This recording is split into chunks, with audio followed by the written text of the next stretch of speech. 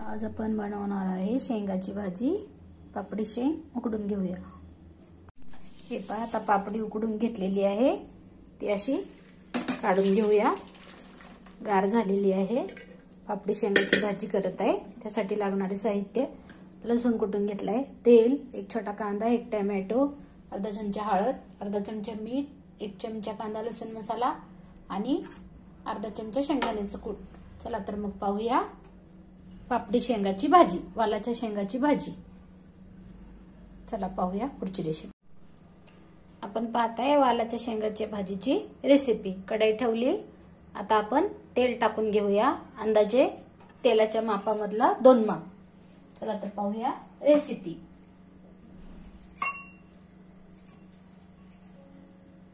आम्ही 7-8 पाकळ्या लसूण कुटून घेतला, याच्यात थोडीशी कोथिंबीर पण टाकली।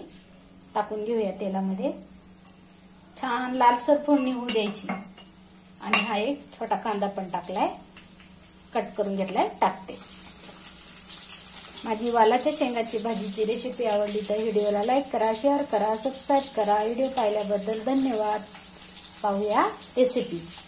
हे पहा, खूप छान आपलं फ्राय होत आहे, लालसर होईपर्यंत फ्राय करून घेऊया। हे पहा, आपला आता लसूण फ्राय होत आलेला आहे, यात आपण कट केलेला टोमॅटो टाकून घेऊया।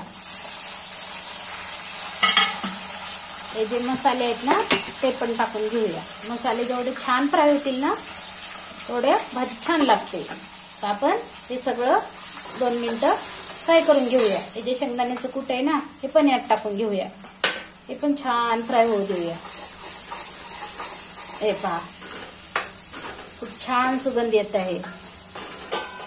आता आपण याला तेलातच फ्राय करून घ्यायचे। हे शेंगा याच्यात टाकून घेऊया। आता शिजून घेतलेल्या आहेत ना हा शेंगा, वालाच्या शेंगा। तर आपण असं सगळं मिक्स करून 1-2 मिनिटांसाठी झाकून ठेवून शिजून घेऊया।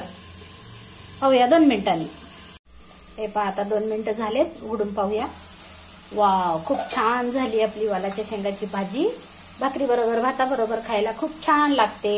चला तर मग आपली तयार आहे भाजी। भेटूया उद्याच्या रेसिपीमध्ये। व्हिडिओ पाहिल्याबद्दल धन्यवाद। बाय।